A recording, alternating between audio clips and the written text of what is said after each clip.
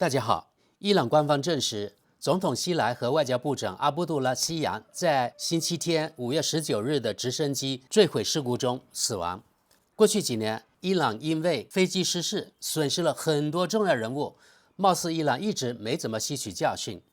为保险起见，对于国家领导、科学家等重要人物，本应该分开称作，就像鸡蛋不能放在同一个篮子里一样的道理，至少不能搭乘同一架飞机。很遗憾，伊朗方面显然没这么做。作为中东地区重要的国家之一，伊朗总统的突然死亡必定会给伊朗带来一定的变数，同时也会给中东以及国际带来一定的变数。希望该国不会出现意想不到的混乱。所谓几家欢喜几家愁，他的死对西方、对中东那个异类小国是个天大的好消息，对伊朗及其他国家，这当然是个悲剧。事发后，美以两国立即出来撇清关系，是否有点此地无银300两的意思呢？虽然官方说此事因为天气原因坠毁，但我总觉得水很深。没办法，过去几年伊朗一些重要人物被某国干掉的不止一个，比如苏莱曼尼就是个例子。我们来看看德国《世界报》对此事的报道：伊朗直升机事故，直升机被发现完全烧毁。伊朗总统莱西已死亡。伊朗总统莱西在直升机坠毁事故中丧生后，德黑兰宗教领袖哈梅内伊下令全国哀悼5天。经过长时间搜寻，救援人员找到了在伊朗坠毁的直升机，无人幸存。机上共有9人，包括伊朗总统莱西和外交部长阿卜杜拉安希，副总统莫赫贝尔因此被宣布为临时国家元首。经过数小时的搜寻，伊朗救援队发现了伊朗总统易卜拉欣·莱西和外交部长侯赛因·阿卜杜拉希安坠毁的直升机。伊朗国家电视台报道说，当发现直升机时，没有迹象表明乘客们还活着。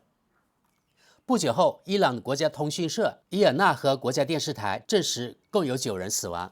该通讯社继续说，莱西在为伊朗人民服务和履行职责时遭遇意外，壮烈牺牲。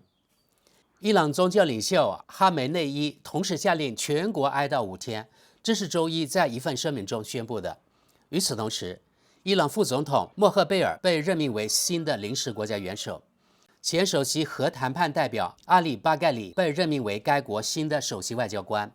哈梅内伊还宣布，他将在最多90天内组织总统选举。伊朗已故总统和外交部长的葬礼仪式也计划在周2举行。伊朗塔斯尼姆通讯社报道称，初步计划于上午在西北部的塔布里斯省会举行仪式，随后在宗教中心和朝圣城市郭姆举行仪式。2位政治家的葬礼日期尚未确定。莱西将葬在他的家乡马什哈德。搜救行动已结束。瓢泼大雨和狂风给在山区搜寻失踪直升机造成了困难。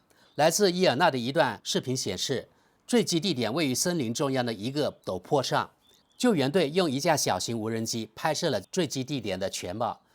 除救援队外，伊朗武装部队也参与了搜寻工作。在一段视频中，他们描述直升机机舱完全烧毁。土耳其的一架无人机此前在一座山上发现了热源，据说坐标已传送给伊朗当局。与此同时，所有尸体都已找到，搜救行动也已结束。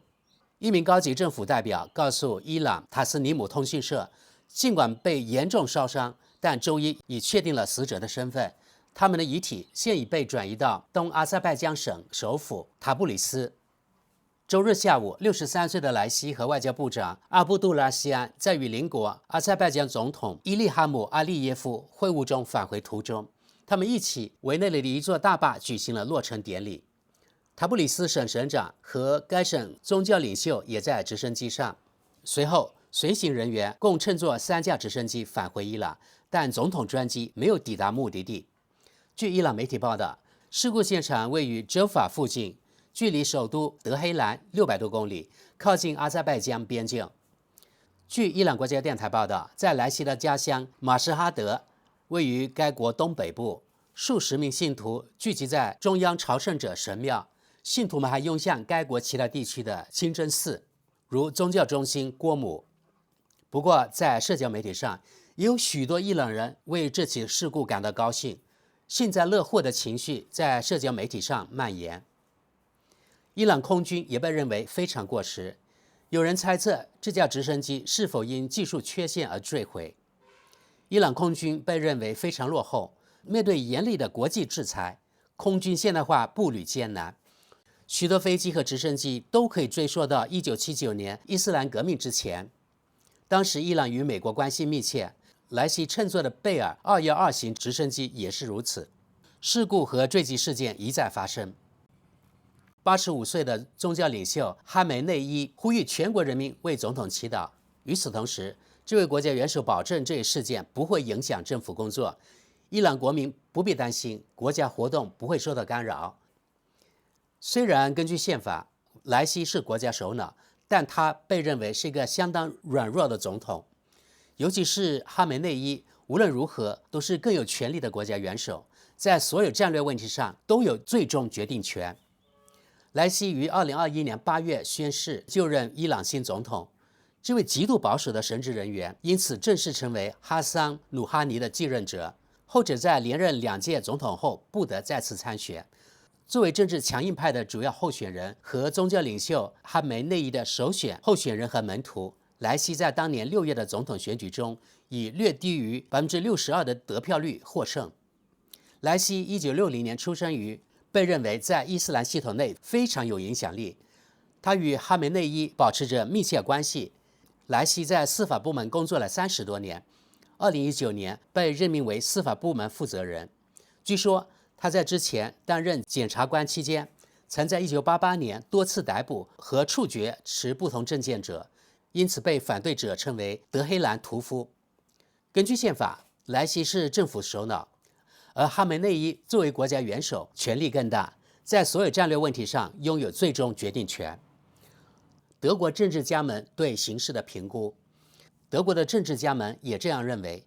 绿党党魁周一对《民进周刊》说：“没有了这一强硬派人物，伊朗政权仍将是一个咄咄逼人的政权。”然而，可以想象的是，在革命领袖的继任问题上，会爆发激烈的幕后战争。自民党秘书长警告说：“不要幻想伊朗现在会改变其地缘政治议程。”他对该杂志说：“莱西之死不会改变伊朗的对外政策。伊朗政治体制的核心决策是由最高领袖哈梅内伊，而不是总统做出的。”这位出生于伊朗的自民党政治家接着说：“莱西的死与哈梅内伊可能的继任者是谁，这伊朗内政有关。”不过，基民盟外交政策专家哈特现在看到了一丝改变的机会。他告诉《民进周刊》，现在不仅是伊朗，许多人都希望变革。过时的毛拉政权在短期内将很难由一个具有同等权威的人取代总统。最高层的权力斗争现在将重新点燃。好，朋友们，现在我们来看看网友评论，按关注度的多寡来翻译。第一条评论：我一开始还以为自己看错了，欧盟在帮助寻找那位遇难者，欧盟应该帮助寻找以色列人质，真是丢人现眼。下一条评论：伊朗不仅仅是莱西一个人的问题，而是整个政权的问题，总会有继任者到来。如果能从政治角度思考，就没必要为一场意外庆祝。然而，即使在伊朗毫无根据的指控之前，任何将这次事故归咎于以色列和摩萨德的企图都近乎疯狂。即使摩萨德能够做到，这样做也是完全不理智的。这只会让以色列岌岌可危的局势更加凶险。伊朗政权失去了领导，核弹已经准备就绪，指挥权只能靠愤怒的自发反射，该有多不负责任呢？请拭目以待。下一条评论：德国总统施泰因迈亚先生，请不要代表德国表示哀悼，不要哀悼这个大屠杀的凶手，他是乌克兰战争的主要支持者，千方百计要消灭以色列，压迫自己的人民，没有哀悼。下一条评论：伊朗政权可能早就知道没有人生还，只是想赢得时间来压制各地蓬勃兴起的庆祝活动。毕竟莱西曾任总检察长，对10多万起死刑判决负有责任。下一条评论：最嗜血的仇友者之一死了，没有人同情他，下一条评论：莱西是个残忍的强硬派分子，据说他曾执行过大约5000次死刑判决和大规模处决。基于这些事实，我并不认为这次事故有什么不好，至少他没有撞错人。下一条评论：欧盟为何支持伊朗搜救这些杀人屠夫？欧盟显然发现了自己对恐怖主义国家的慷慨倾向。欧盟在为哈马斯提供友好捐款之后，现在又开始支持伊朗了，也许很快还会支持俄罗斯或朝鲜。下一条评论：壮烈牺牲，许多伊朗家庭的看法可能大相径庭，仅仅因为他们有不同的意见，就被判处监禁、酷刑和死刑。下一条评论：如果某人呼吁消灭以色列，并为哈马斯的恐怖活动欢呼，那么他的死亡对人类并无伤害。下一条评论：在所有评论中都对他的死亡欢呼和喝彩。那么唯一的问题是，德国还能堕落到什么地步？德国人的行为有多么不人道？下一条评论：不管这里写的是什么，此人是最恶劣的国家恐怖分子，在他自己的国家里，他要对数百起基于宗教动机的处决和全国范围内的恐怖袭击负责。他死了是件好事，可惜哈梅内伊没在直升机里坐在他的旁边。下一条评论：如果莱西真的死了，我们只希望这将有助于伊朗人最终摆脱这个杀人成性的政权。下一条评论：不，哈梅内伊的儿子已经在伺机而动了，这种情况对他来说求之不得呢。下一条评论：虽然很多人幸灾乐祸，但我还是想指出，根据事故原因或肇事者的不同，这起事故可能会带来最坏的结果，所以请保持冷静，静观接下来的报道。如果他真的去了真主那里，世界也不会自动变得更好。下一条评论：也许应该说，德黑兰屠夫犯下了许多暴行，可能还想犯下更多暴行，却被过早的了结了。在直升机被报告失踪后，欧盟立即提供了帮助，这简直是耻辱，这简直不可理喻。下一条评论：伊朗人称他为德黑兰屠夫，恕我直言，包括德国总统在内都应该考虑到这一点。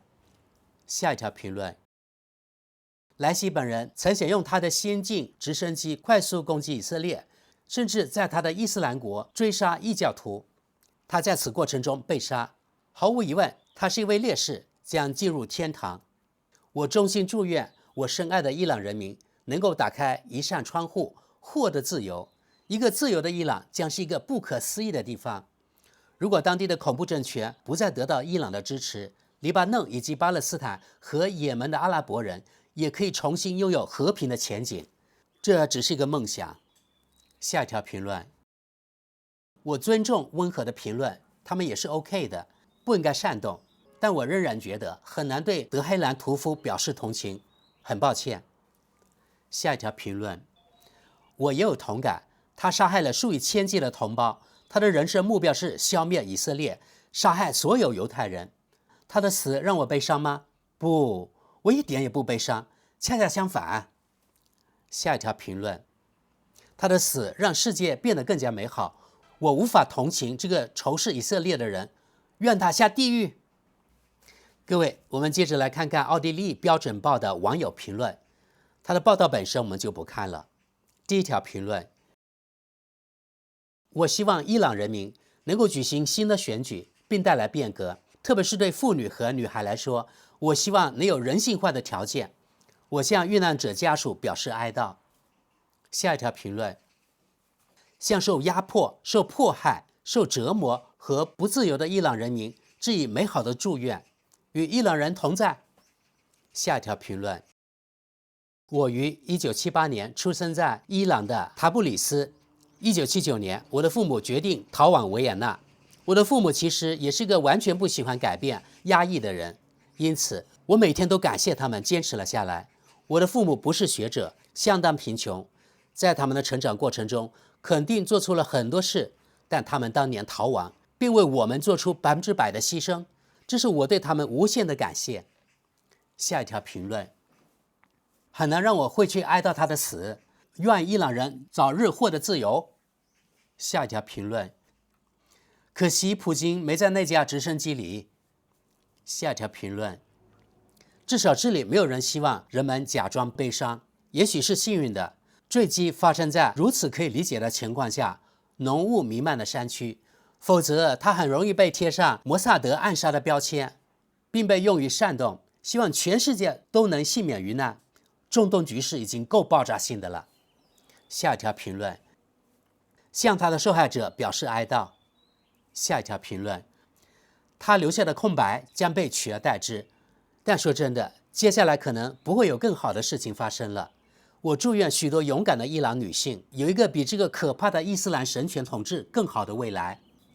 下一条评论，一个大屠杀凶手死了，不幸的是，有足够多的罪人想成为他的接班人。下一条评论，伊朗是一个美丽的国家，却因政府和宗教而陷入至暗时刻。下一条评论，死于空难的2位政治人物都是狂热分子，其中一人对成千上万的死亡负有责任，还要对成千上万妇女遭受酷刑负责。他是仇恨的传播者。好，各位，大家可以看到，不管是德国网友还是奥地利网友，绝大部分评论都为伊朗总统的死亡而欢呼，这是西方媒体的功劳。对此，你们怎么看呢？